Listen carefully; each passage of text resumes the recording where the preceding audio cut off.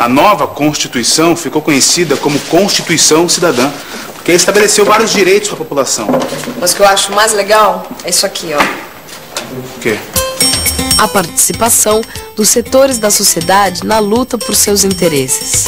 É mesmo, né, Joana? A participação dos cidadãos foi muito importante na elaboração da Constituição. O envolvimento político dos brasileiros foi tão grande que a Constituição começou a tratar das desigualdades que sempre existiram na sociedade brasileira. Na Constituição de 1988, uma nova lei tornou o racismo um crime inafiançável e imprescritível. Além disso, novas leis garantiram aos povos indígenas o direito à propriedade da terra em que eles moram. A Constituição de 1988 determinava que, no ano seguinte, o povo brasileiro iria eleger um novo presidente. As eleições presidenciais de 1989 foram realizadas em um momento de inflação alta, a conhecida crise econômica que o governo Sarney não conseguiu combater. No primeiro turno, foram mais de 10 candidatos concorrendo à presidência da República. Depois de uma campanha que contou com grande participação da sociedade e dos meios de comunicação, Fernando Collor de Mello derrotou Luiz Inácio Lula da Silva e foi eleito o primeiro presidente da nova República. A campanha para presidente em 1989 foi muito acirrada. Não, imagina só, João. Com o povo brasileiro há tantos anos sem votar, a campanha ganhou as ruas. O novo presidente tomou posse em 1990, a democracia brasileira deu mais um passo, mas o governo Collor durou pouco. Durante a campanha, Fernando Collor de Mello enfatizou o combate à corrupção e prometeu atenção especial à população mais pobre. No entanto, o envolvimento do presidente e de seus assessores em uma rede de corrupção fez com que o mandato não chegasse ao fim. Mais uma vez, o povo brasileiro participou de uma decisão importante para a vida democrática. Como assim? A sociedade acompanhou de perto cada etapa das investigações da CPI. Organizados, diversos segmentos pressionaram para que as investigações fossem até o fim. Essa pressão da sociedade contribuiu para que os parlamentares aprovassem o pedido de afastamento do presidente. Prevendo que seria deposto, o presidente Fernando Collor de Mello renunciou à presidência. Mesmo assim, o processo de impeachment foi concluído no Congresso Nacional. A mobilização da sociedade na defesa de seus direitos foi fundamental para influenciar os rumos da política e da história. Em várias cidades brasileiras foram realizadas grandes passeatas exigindo o afastamento do presidente. Nelas, a participação dos estudantes foi fundamental. Os cara-pintadas, como ficaram conhecidos, entraram para a história brasileira.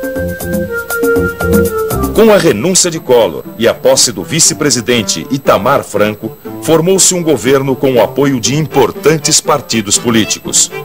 Tudo para restabelecer a normalidade democrática e conduzir o Brasil até as próximas eleições. Vamos pensar um pouco. Pelo que deu para perceber, a democracia começou a ser restabelecida no Brasil na década de 80. Depois de muitos anos, os brasileiros voltaram a eleger prefeitos, governadores de estado e o presidente. Mas a abertura política começou um pouco antes, na década de 70. A pressão da sociedade foi fundamental para que os militares começassem a conceder mais espaço para manifestações. Sem dúvida nenhuma, a volta da liberdade e do direito de participação política foi o resultado da ação e da luta de milhares de homens e mulheres. Bem, a consolidação da democracia brasileira ainda está em andamento. E para a evolução do regime democrático, alguns períodos foram muito importantes.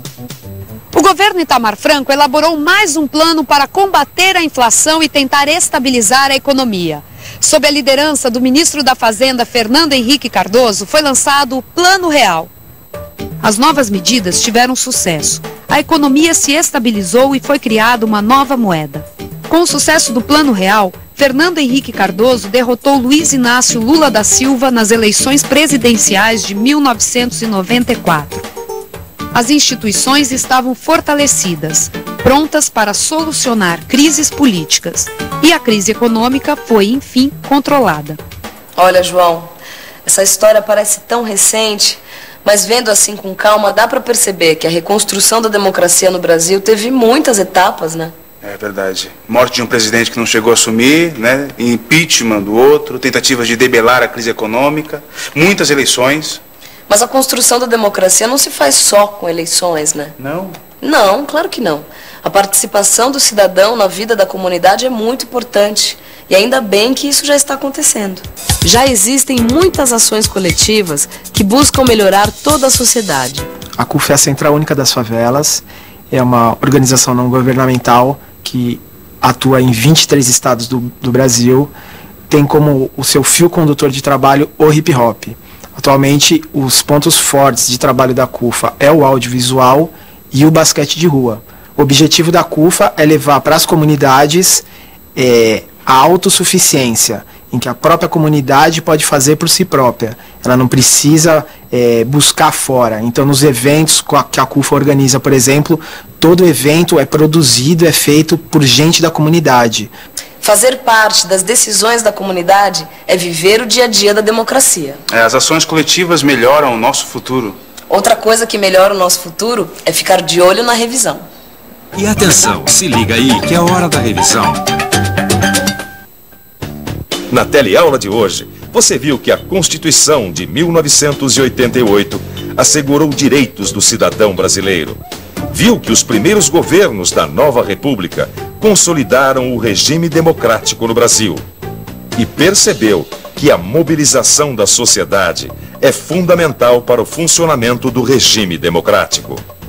Hoje vimos momentos importantes para a reconstrução da democracia brasileira. Deu para entender que existem elementos fundamentais para essa democracia, como o respeito à liberdade, respeito às diferenças e o envolvimento político dos cidadãos. Por isso, participe da vida de sua comunidade. Juntos, podemos fazer um Brasil mais justo.